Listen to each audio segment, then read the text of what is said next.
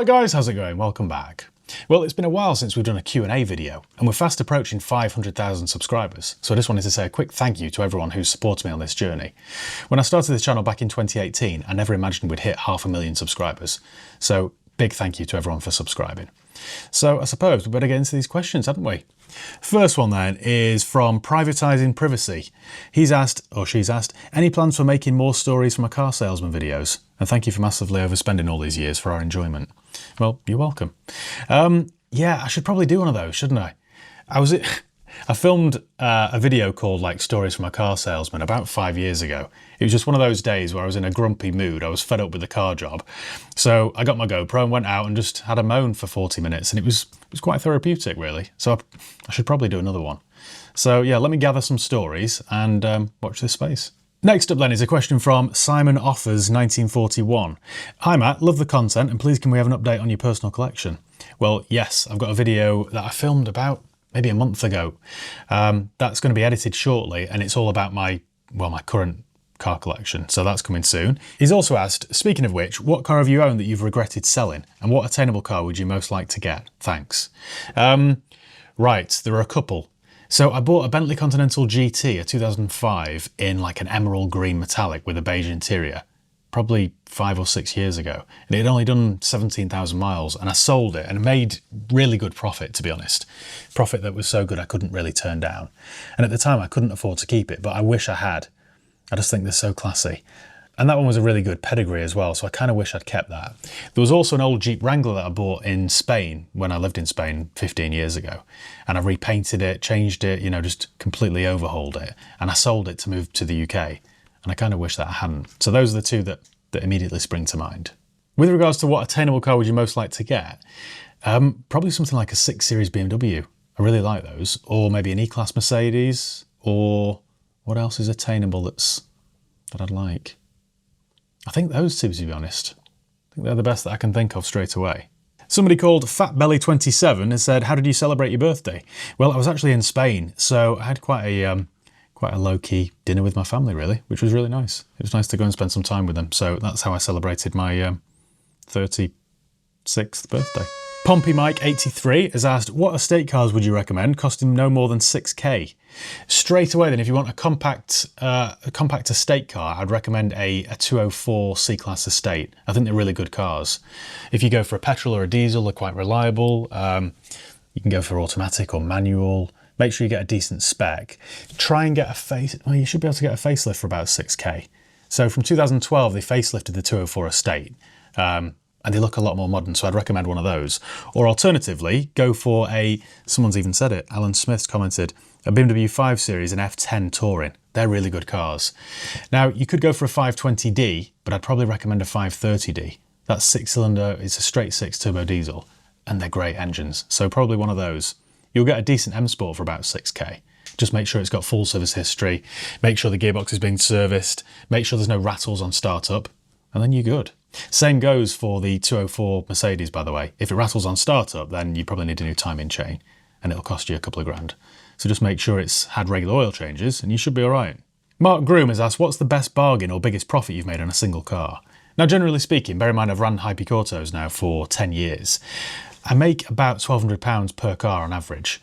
Occasionally you can have a car where you'll make £3,000 or £4,000, but that's a bit unusual. That might happen once a month or once a quarter.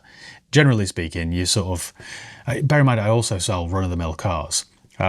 So I tend to make £1,000 a car, that kind of margin. Occasionally you can have a big hit. Now, I recently mentioned the Bentley Continental in green that I bought 5 years ago. That was one of those examples where I made a huge profit on it, but that's so fluky. That was more luck than ability, to be honest. Next question then, Nolan Stavely Haynes. Hi Matt, hope you're well. 2 questions if I may. Are you in a position or would you ever consider opening up another high-peak forecourt in another part of the country? I think you've built up a trust base with all those viewers, which in my opinion is important. Yes, this is something I've thought about, to be honest. I'm toying with the idea of perhaps setting up a franchise or something. I'm not sure how that would work, to be honest, especially with the used car business. But it's an idea that I'm currently considering right now. I think that could work. I run an online course as well, teaching people about how to get into the used car business and how to operate your business and all that sort of stuff. So I thought that would be quite a good opportunity to possibly spread into franchising the business out, maybe. I don't know. These are all just ideas that I have.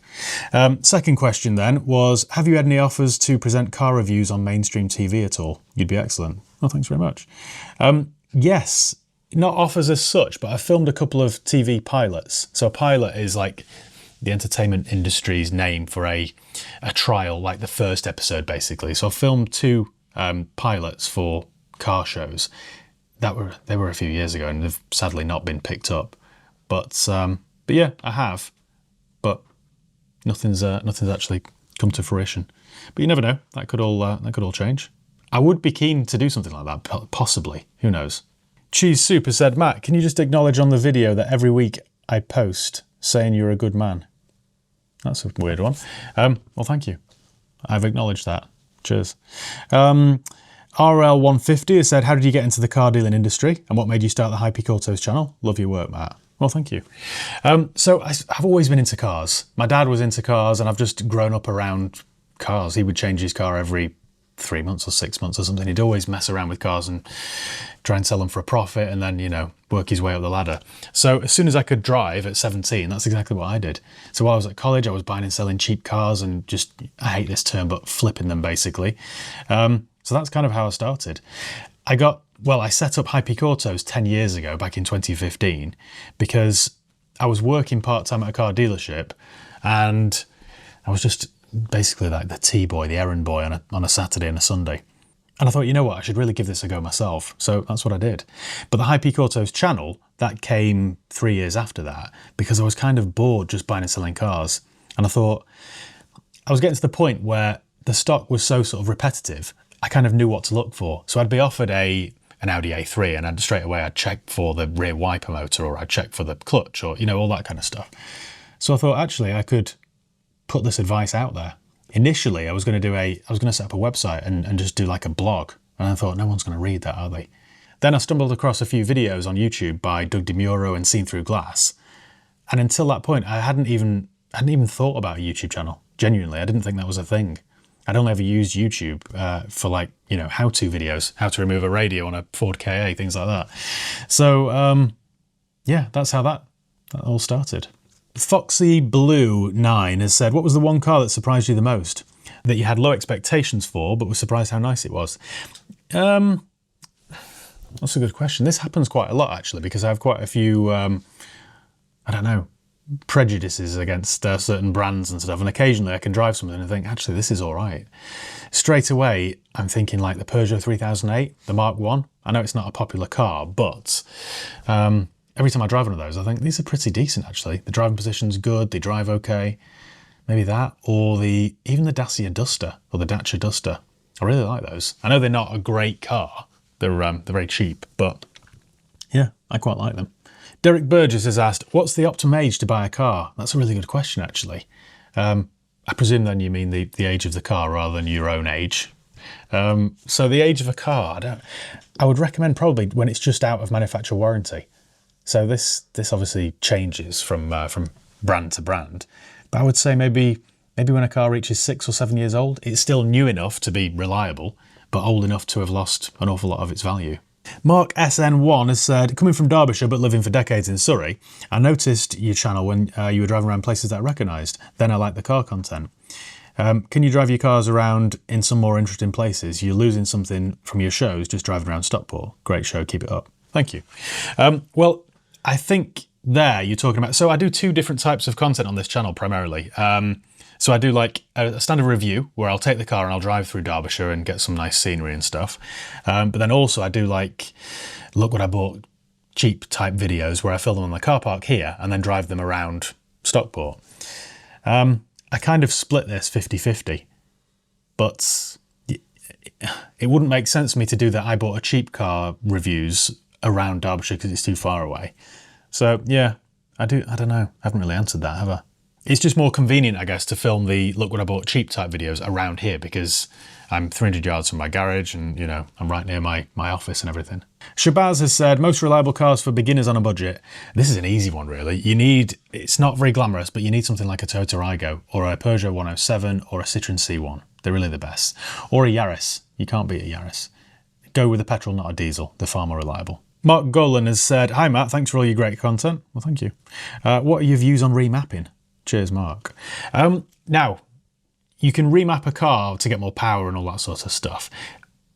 It depends why you're doing it. I think if you're doing it to get... My opinion really is that it depends on why you're doing it. So if you're doing it just to get maximum power out of your, I don't know, Golf GTI or your Ford Focus ST, I think you're asking for trouble. But if you're doing it to get better fuel economy from your diesel, or, you know, you're trying to tow something and it makes more sense because you can change the power delivery and all that sort of stuff, then it kind of makes sense. So if it's for your 3D reg plated Golf GTI Mark V, no. If it's on your, I don't know, diesel E-Class estate, then yeah, why not? Ultravox 1981 has said, hi Matt, you go from strength to strength. Well, thank you. Love the channel. Question, with modern cars built on technology that is almost waiting to fail, can you see the long-term survival of second-hand car dealers as more and more tech is shoved into them? I'm still running a Zafira that I bought at 3 years old in 2012, and it's still going strong because it's so basic. Cheers, Mark. This is a really good point, actually, and it's something that I often think about and sometimes worry about. We're going to get to a point in the very near future, I think, where mechanics won't be able to fix cars because they'll have to go back to the main dealer for software updates and stuff. We already see that kind of thing. So I think we're going to see more and more of that, which is going to be a problem. I'm not sure though. I don't know about second-hand car dealers. There will always be second-hand car dealers because there will always be second-hand cars. I think we'll see more and more second-hand car dealers going into more niche stuff, or perhaps into more modern classics, that kind of thing, rather than your ordinary cars. But yeah, I don't know. We'll have to watch how that develops. Things change, don't they? So we'll have to just roll with it, I guess. Now, before we get on to the next question, I just need to say a big thank you to today's video sponsor, Surfshark. Now, Surfshark are a VPN service provider, so they help to keep you safe while you're online. They're also a long-term supporter of the channel, so by supporting them, you're also supporting me, so I do appreciate it.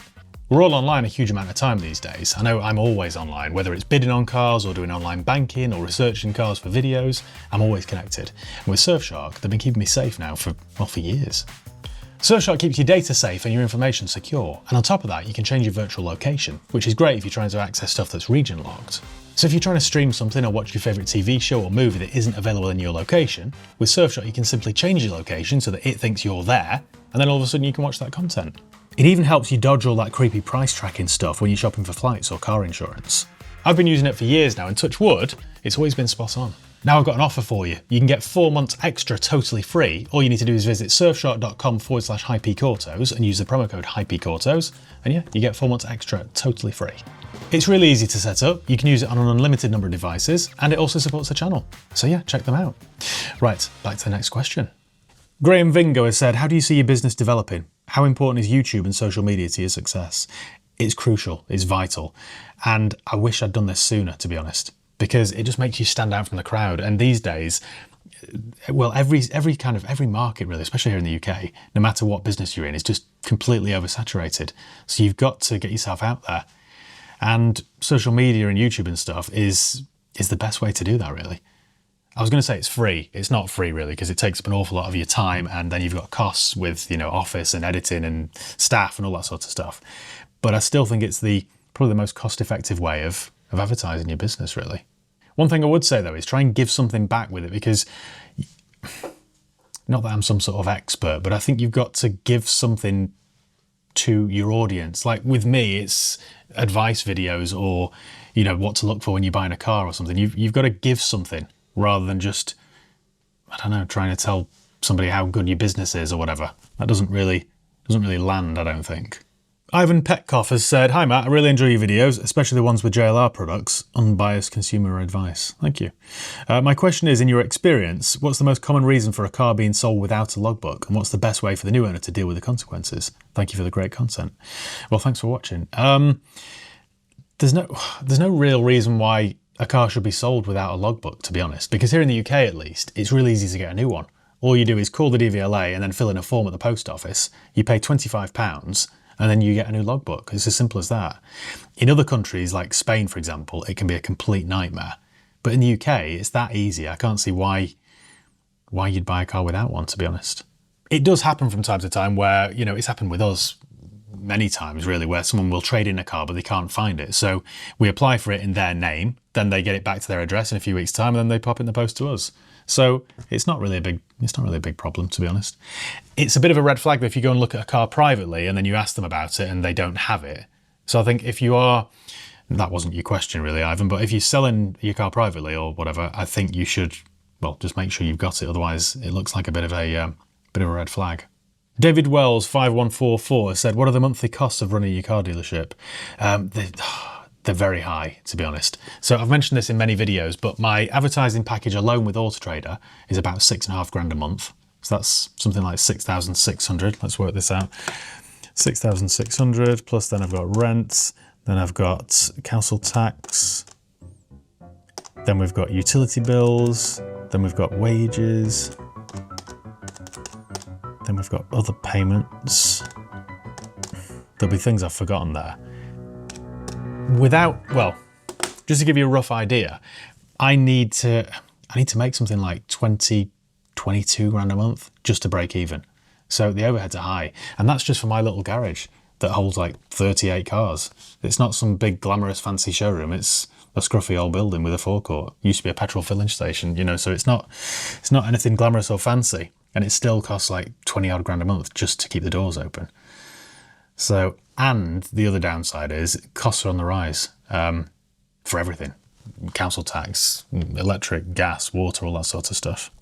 Sedster has said, "What sort of music do you listen to on road trips? And what cars do you think have the best stereo systems?" That depends really. If you go for, well, a lot of cars these days like Mercedes, and Mercedes Burmester is really good. Harman Kardon in BMWs and stuff are good. Meridian in Jaguar Land Rover stuff's really good. With regards to the music I listen to, my taste is all over the place. I quite like 80s music, quite like 90s music, all sorts of stuff. HEKVT has said, "Hi Matt, love the content. My question would be, what would be your favourite road trip destination apart from Spain? As you've mentioned you enjoy going on them. Or what would be the furthest you've taken a car on a road trip?" I've just done one actually, going to Spain and through France and all that sort of stuff, which I quite enjoyed. I like driving anywhere, up to the Scottish Highlands. I've done road trips in California. That was really nice in Northern California, actually. I do really want to take something to Africa, probably Marrakesh or somewhere. And I also would like to go further north to like the North Pole, see the Northern Lights. So I'll try and do that this year. EV versus diesel over 3 years, including depreciation, which is best? Now, if you're talking used, then probably an EV, because the prices of EVs have just completely plummeted. So you could buy something like a Tesla Model 3 for a fraction of its new price, and then over 3 years, it would still be cheaper. If you're talking new, then diesel, because EVs just don't hold the value well. Video Nasty has said, "How many times have you ended up with a car that you found to be nothing short of a turd?" This happens quite a lot, to be honest, when somebody trades something in and it's got loads of issues that they haven't disclosed. But then it's my job to fix it and make it as good as possible. This is why I often massively overspend, because, well, I was doing this for years before I decided to film the content anyway. Now, of course, it provides a load of content for everyone. So, yeah, many times. Sometimes if it's too far gone, it isn't worth the aggravation, but quite often, you know, it'll need hundreds of pounds spent on it, but you can make something decent. Alan H has said, "How have customer expectations changed over the years?" This is a tricky one, really, because whenever I discuss this, I always seem to land myself in hot water. But I think generally, especially here in the UK, it seems, people tend to be quite entitled, I think. And they have this, not everyone, of course, but a lot of people, their expectations are just too unrealistic. You know, if you're buying a 10-year-old or 12-year-old or 15-year-old sometimes used car, it isn't going to be like new. And a lot of people that I deal with, their expectations will be up here. And it's like, well, you've got to be more realistic. You're buying a an old high mileage car. You can't expect it to have no stone chips. You can't expect it to have no wear or tear. It seems to be even worse when I've got a customer that's coming out of something much newer. So quite often a customer will be giving up their lease car after 3 years and they're sick of leasing. So they just want to buy something outright for a couple of grand. But they're used to new cars. So straight away they don't want to get in something for a couple of grand because they're shocked at, you know, the odd creak or squeak or rattle. Or so I think, generally speaking, people's expectations they're just unrealistic these days. Diesel Dim 27 has said, "Hi Matt, I want to ask your opinion on the Range Rover Velar. I noticed it's the only Range Rover that you haven't done a video on." I know, I need to get hold of one and do a review. I really like them, to be honest, but one thing I would say is avoid the 2 litre. The Ingenium engine isn't the most reliable. Even if you service them, they can throw timing chains and stuff, so try and go for the 3 litre diesel. They're far better. My mate actually had a 3 litre diesel, and I've driven that loads of times, and it was a really nice car. I actually felt like it should have been called a Sport, really, I think, because it feels very sporty. And I think they're great looking. So yeah, I need to do a video on one, really, one of these days. Ian McCann has said, "How do we know how much our car's worth as a trade-in? There seems to be a lot of distrust around used car people."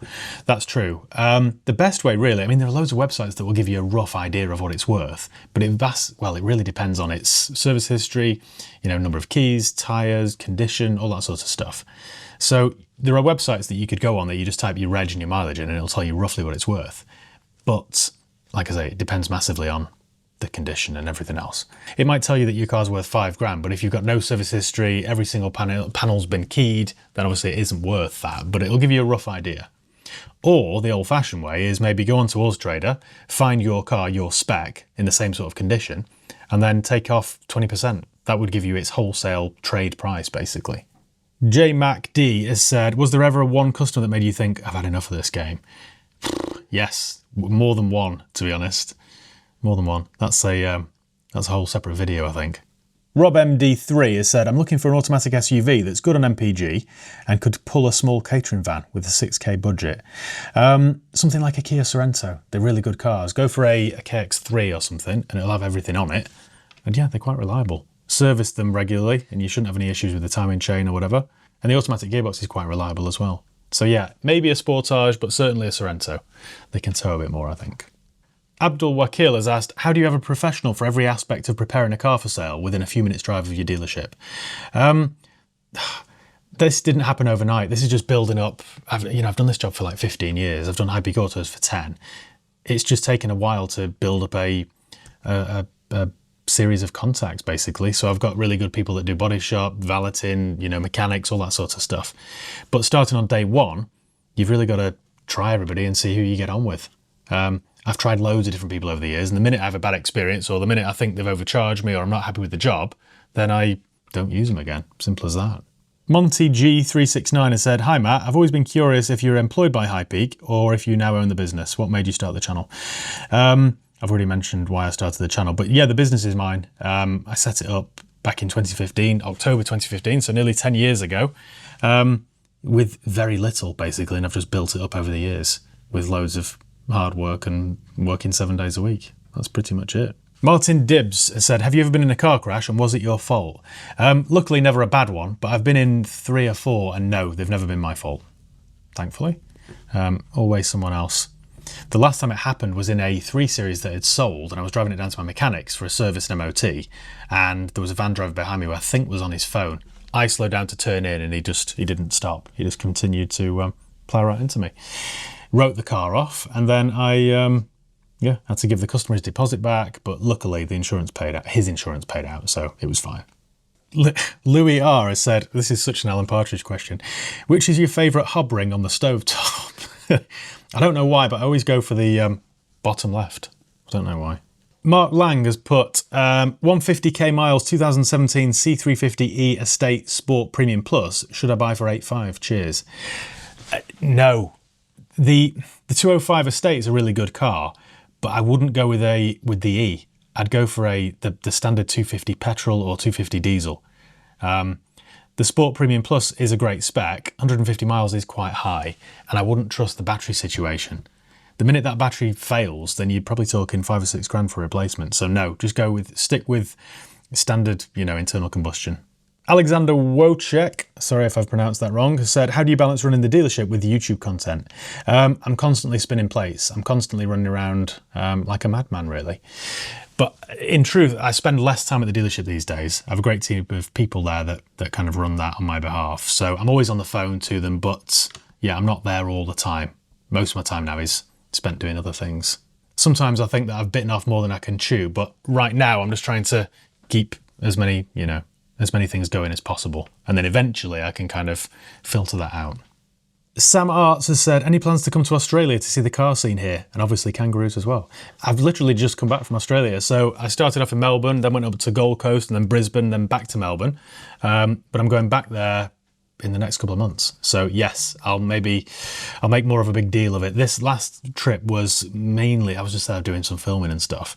But this next trip, I'll try and attend some more events and car meets, and I might even try and host some sort of cars and coffee type thing maybe in Brisbane. So yeah, so make sure you follow me on Instagram and I'll give people plenty of notice. Clappers89, here we go, we've got another partridge question. What's your favourite motorway service station and why? I'd have to say Gloucester, because it's got the farm shop and it's really good. It looks like the house from the Teletubbies, and you walk through and it's just the cakes and the bread and everything, it's just, I'm salivating thinking about it. So yeah, Gloucester. ACDC Backyard Babies has said, do you prefer the straight six Jaguar X300 series or its successor, the X308 with the V8? Definitely the X308. I've had an X308 XJR and I loved it, and I will have another one. But I much prefer it to the X300. Jimmy Boy 1975 has said, are you doing any public appearances this year or attending any car shows? I'm terrible at organising stuff. I'm really bad. This is the one sort of thing that I'm really bad at. So yes, I need to. I don't know how or when, but yes, I will. Yeah, the best thing to do though really is to keep an eye on my Instagram, my High Peak Autos Instagram. So make sure you follow me on there. And if I am going to any of these places, I shall post it on my story or, that kind of thing. Lucas X has said, what's happened to High Peak Property? I really enjoyed the content you posted on there. I really enjoyed doing that as well, but I got a few negative comments and I kind of felt like, bear in mind as well, when I was posting those videos, it was right at the height of the cost of living crisis, and I felt it was a bit tone deaf. I thought it came across as a bit braggy, and obviously that wasn't my intention. I like property almost as much as I like cars. So the whole sort of High Peak Property thing was buying houses that were run down, fixing them up, and then renting them out. Much like what I do with cars, really, apart from not selling them, but renting them instead. And I did maybe 8 or 10 videos on that channel.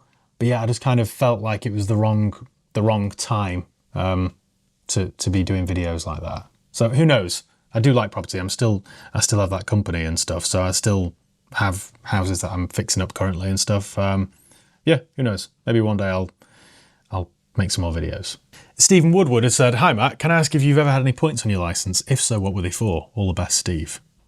No, my licence is completely clean. I've had several, what are they called? Like speed awareness classes and stuff, where you can either, in the UK, you can either take the points or attend one of these classes. So I think I've done 2 of those, or 3 maybe.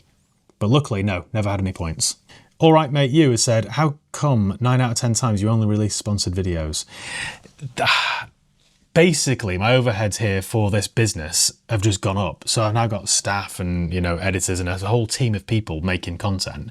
And everyone needs paying, basically. So I can't just rely on YouTube income because it doesn't pay enough. So you need sponsored content as well. I really didn't want to start doing that, to be honest, but it is the best way to keep the channel growing and, make sure that everyone gets paid. And yeah, also at the end of the day, if you don't like watching the video, fast forward it 4 times and you're at the end of it. It's just one of those things. Everyone seems to do it. So yeah, I thought there's no point me taking the moral high ground, really. Life of Flana has said, dream 3-car garage. Okay, you ready for this? This changes all the time, but today it is a new Range Rover L460, a Pagoda SL from the 60s, and a Bentley Continental GTC from like 2015. I could also swap out the Pagoda for a Z8 BMW, but today it's those 3. Tomorrow it might be the Z8. Emery's Bab 961 has said, "Hi Matt, I have a 2011 212 E-Class that's in really good condition, apart from wheel refurb. My question is, should I hang on to it or should I go for the S-Class that I've always wanted? I've made the mistake in the past of changing a car and regretting it later. What are your thoughts?" The 212 is a really good car, to be honest. But what I would say is, if you can afford it, comfortably afford it, then life's too short. Go for the S-Class. So long as you're not going out on a limb for it, as long as you can afford it, do it. Be responsible, but also bear in mind, we're only here once, aren't we? If you want the S-Class, go and buy the S-Class. Claire Broughton has asked, "Hi, will you be doing a review like yearly costs with the new Range Rover?" Yes, I need to do more content with the new Range Rover, don't I? I'm planning to do a full review of it. I just wanted to own it for a few months really first and see what it was like before I did a review. But I've had it 12 months now, so I'm going to do a review with that, and also I might do a 12-month update as well and let you know what it's cost me. So yeah, that's about it. And I think that brings today's video to an end. I've answered as many questions as I possibly could without this video being 6 hours long. It's already a bit James Cameron-y, isn't it? So thank you to everyone who's asked the questions, and sorry if I didn't answer them. Hopefully next time I do one of these videos, I'll pick one of yours. So yeah, thank you once again for watching. And like I say, a big thank you to everyone for watching over the years, because I really couldn't do this without you. So thank you, I do appreciate it. And yeah, I'll see you next time. Cheers guys.